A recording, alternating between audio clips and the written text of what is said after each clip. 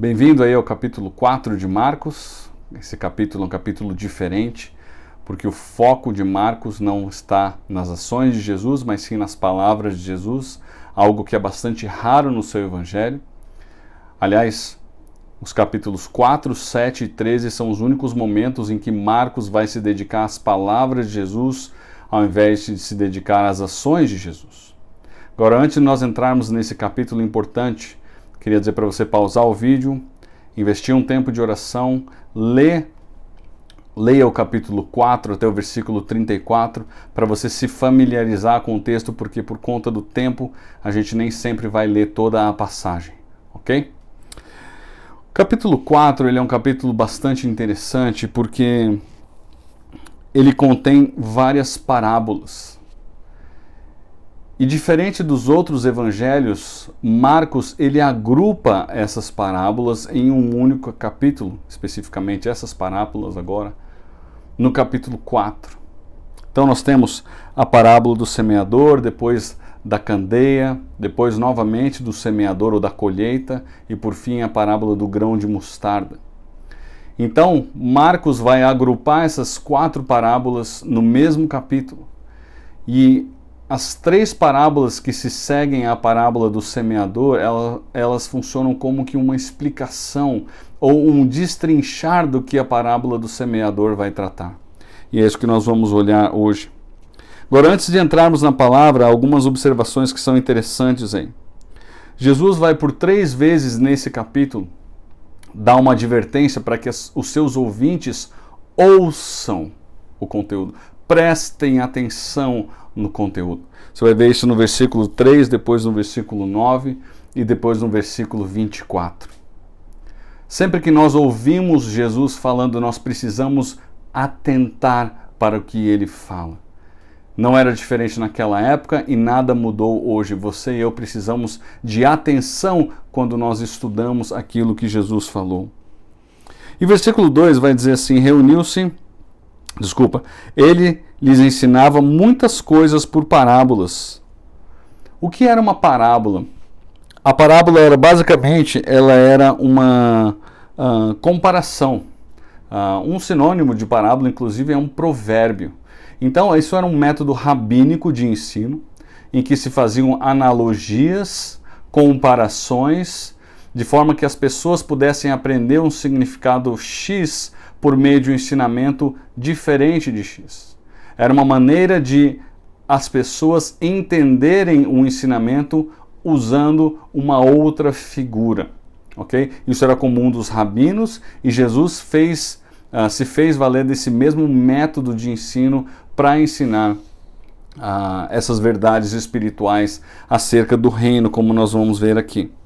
E aí nos versículos 3 a 9 nós temos a primeira dessas parábolas, chamada de parábola do semeador, mas nós podemos também chamar de parábola dos solos, se você assim quiser. E ele vai dizer assim: ouçam, o semeador saiu a semear. Enquanto lançava a semente, parte dela caiu à beira do caminho, e as aves vieram e a comeram. Parte dela caiu em terreno pedregoso, onde não havia muita terra, e logo brotou, porque a terra não era profunda. Mas quando saiu o sol, as plantas se queimaram e secaram, porque não tinham raiz. Outra parte caiu entre os espinhos, que cresceram e sufocaram as plantas, de forma que ela não deu fruto. Outra ainda caiu em terra boa, germinou, cresceu, deu boa colheita, a 30, 60 e até 100 por 1. Basicamente, o que Jesus está falando aqui é que existem maneiras diferentes de você receber a palavra de Deus. O que é a palavra? A gente vai ver que a palavra que ele vai mencionar aqui, e especialmente quando ele explicar essa parábola mais para frente, a partir do versículo 13, diz respeito ao Evangelho, à palavra de Deus, à palavra do reino. E a reação das pessoas a essa palavra é o que Jesus está explicando aqui. Basicamente, o que Jesus está dizendo aqui é que algumas pessoas rejeitarão de cara a mensagem. Um segundo grupo, ele vai aceitar por uma empolgação, mas em seguida ele vai rejeitar. E um terceiro grupo ainda vai aceitar, vai receber essa palavra, e por conta disso, esse grupo vai produzir frutos extraordinários. O texto vai dizer aqui, cresceu e deu boa colheita a 30, 60 e até 100 por um.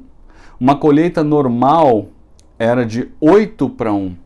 Então o que Jesus está dizendo é que a pessoa que aceita a palavra de Deus, ela pode dar uma colheita extraordinária se ela passar isso para frente. E aí o texto vai dizer no versículo 9, aquele que tem ouvidos para ouvir, ouça. Quando ele ficou sozinho, do versículo 10, os 12 e os outros que estavam ao seu redor lhe fizeram perguntas acerca das parábolas. Ele lhes disse, a vocês foi dado o mistério do reino de Deus. A vocês quem? Aos que creem foi dado o mistério do reino de Deus. E essa palavra mistério, ela nada mais é do que uma revelação de algo que antes estava oculto, ok? Então, isso é revelado àqueles que creem e isso se mantém oculto àqueles que não creem, ok?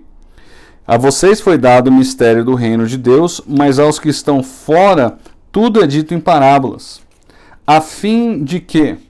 E aí nesse versículo 12 a gente vai ver Jesus citando uma passagem bastante famosa, mas ela não é tão conhecida. A gente conhece essa passagem, que é a passagem de Isaías capítulo 6, mas a gente normalmente conhece mais essa parte do capítulo 6 de Isaías, quando Deus fala quem irá pregar o evangelho. Isaías fala, eis-me aqui, envia-me a mim. Isso é no versículo 8. E aqui o que Jesus vai citar em seguida são os versículos 9 e 10 dessa passagem. E é uma citação assustadora quando você pensa no contexto de Isaías. Porque basicamente o que Deus disse para Isaías é o seguinte, ok, você se dispôs a ir, mas você vai pregar para pessoas que não querem te ouvir. Olha o que Jesus diz aqui. Versículo 12 diz assim, a fim de que, ainda que vejam não percebam, ainda que ouçam não entendam, de outro modo poderiam converter-se e ser perdoados. Basicamente o que Jesus está dizendo é que Isaías, e Jesus está fazendo aqui um paralelo com a sua geração, é que Isaías pregou para um povo que tinha um coração duro, um povo que tinha virado as suas costas para Deus, um povo que não queria abandonar o seu pecado. Jesus está dizendo, esses não vão entender. Os que entenderão são aqueles que creem em mim. E aí Jesus vai receber uma pergunta dos seus discípulos. Jesus vai fazer uma pergunta para os discípulos. Vai dizer assim, vocês não entendem essa parábola? Como então compreenderão todas as outras? E aí Jesus vai explicar o que acontece a partir do versículo 14 até o final do versículo 20. Olha o que ele diz. A palavra, e aí ele vai usar especificamente o termo palavra, você vai ver esse termo acontecendo várias vezes. O semeador semeia a palavra. E é interessante aqui que o paralelo de Lucas diz a palavra de Deus. O paralelo de Mateus diz a palavra do reino. Então, a gente está falando aqui do evangelho, ok? Nós estamos falando do evangelho.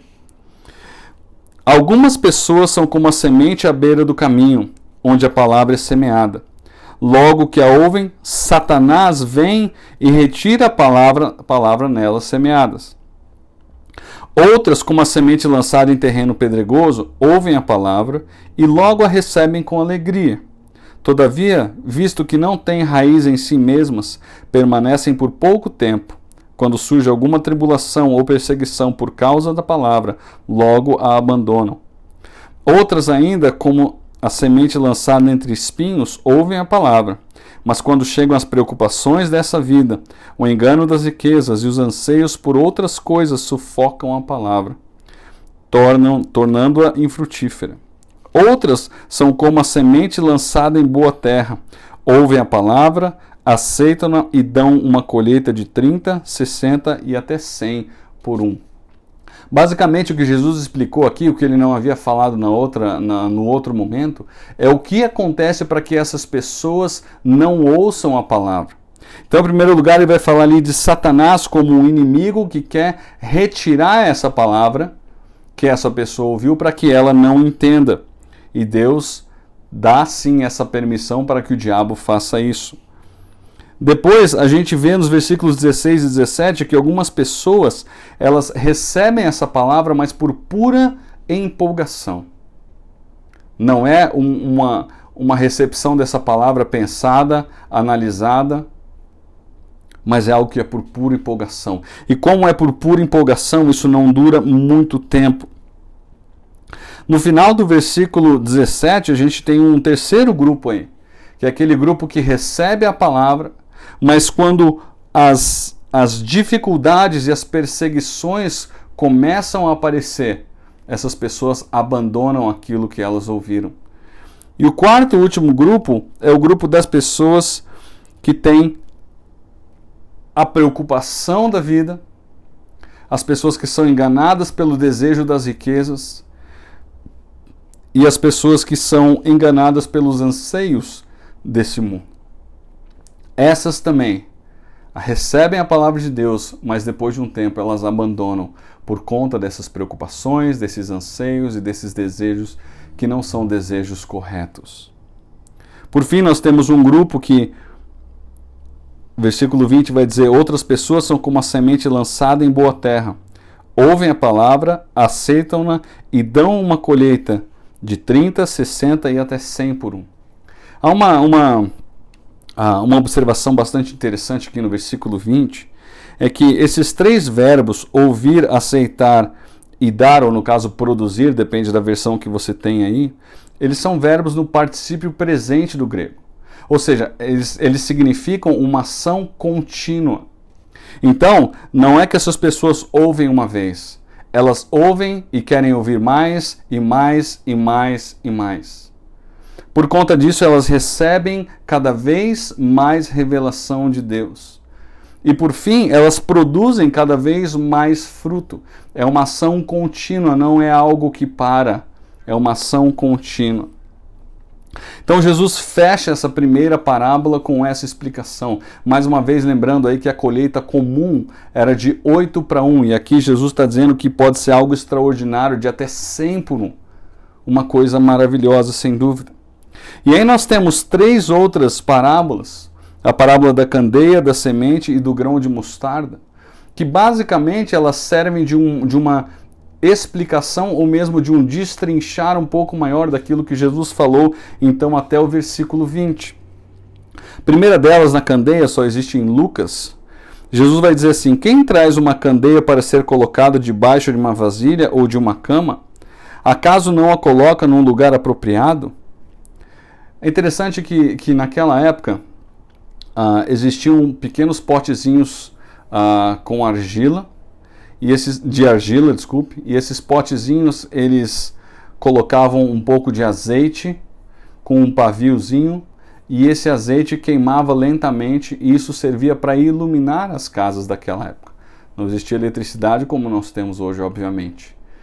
E o que Jesus está dizendo é o seguinte: não faz nenhum sentido você colocar aquele dispositivo que é para iluminação num lugar em que ele não vai iluminar nada. As casas naquela época, às vezes, tinham um local que era meio central para que essa lâmpada ou essa candeia ficasse, de forma que ela provesse algum tipo de iluminação em todo o ambiente onde ela estava. E Jesus está dizendo, se isso não for propagado, se isso não for colocado no lugar que isso vai trazer iluminação, não há qualquer utilidade para isso. Ou seja, o que Jesus está dizendo é que se o Evangelho, que é a palavra de Deus, não for anunciada, isso não tem qualquer valor. Ela existe para ser anunciada, não para ser colocada de uma maneira oculta, é o que Jesus está dizendo aqui. E aí no versículo 23 ele está dizendo, se alguém tem ouvidos para ouvir, ouça. Ou seja, Jesus está dizendo, preste atenção no que eu estou dizendo. A palavra de Deus deve ser proclamada.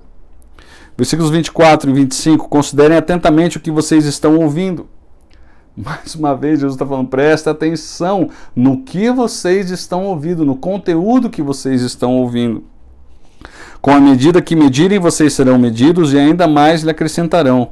A quem tiver, mais será dado. De quem não tiver, até o que tem, lhe será tirado.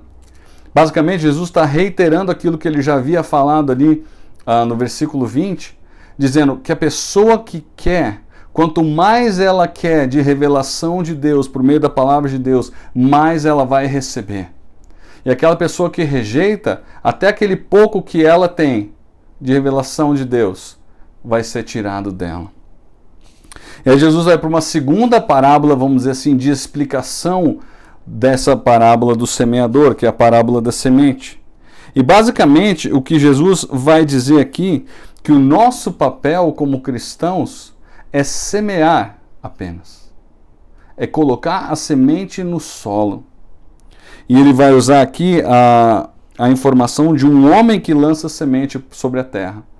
É interessante que o agricultor, depois que ele lança semente, não há nada que ele possa fazer a não ser esperar.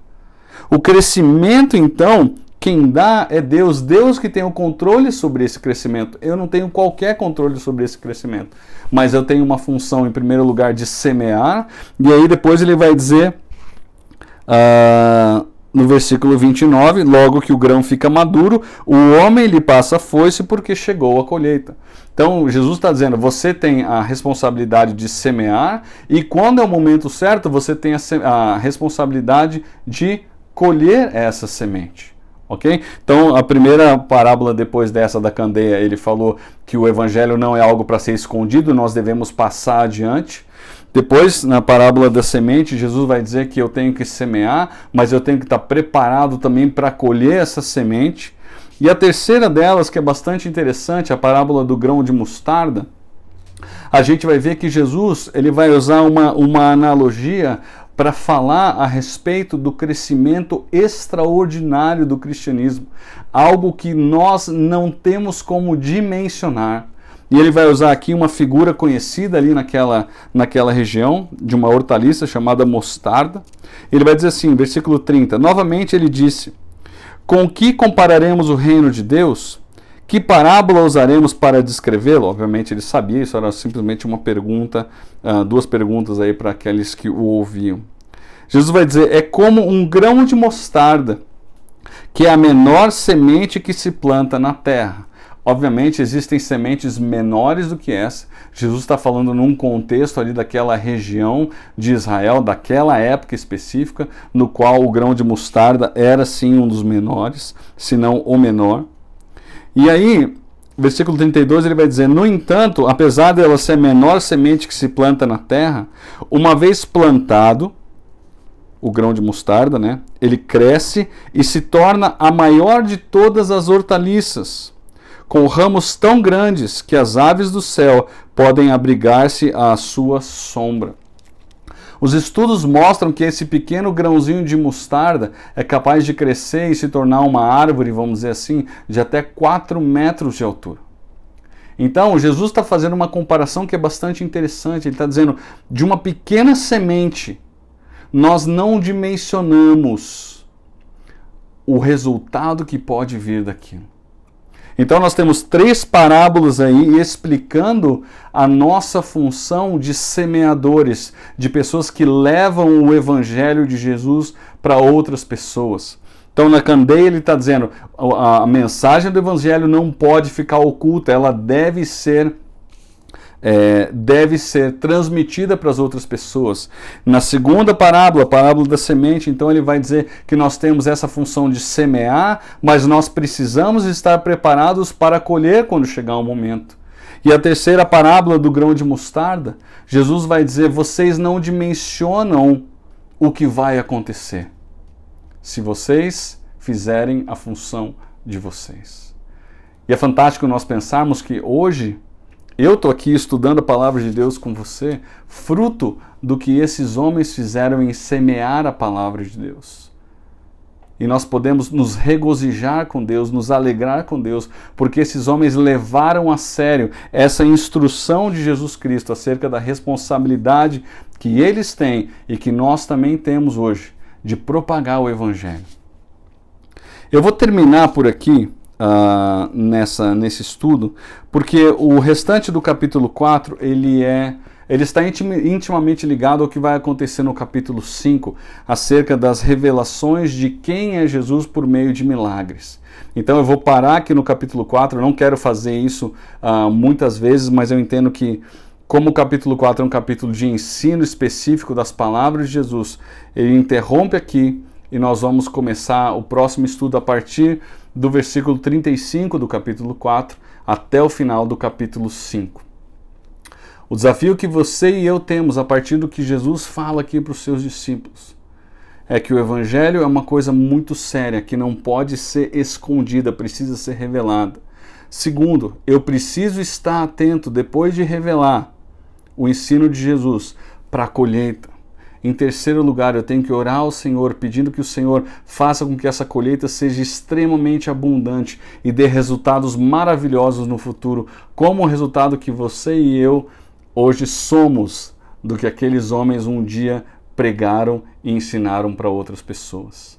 Então, esse é um capítulo encorajador, porque ele fala da nossa responsabilidade, e ele é um capítulo especial, porque Marcos ele para uma sessão de ações de Jesus para trazer essa revelação importante que os discípulos tiveram de Jesus, e agora ele vai continuar com Jesus revelando quem ele é para os discípulos, para que essa mensagem do Evangelho fique sedimentada, ou seja, autorizada, dizendo Jesus é o Filho de Deus, ele tem autoridade para falar o que ele está falando, ensinar o que ele está falando, e isso vai ser autenticado por meio das ações que nós veremos nos próximos capítulos, que são capítulos maravilhosos e sensacionais de Marcos.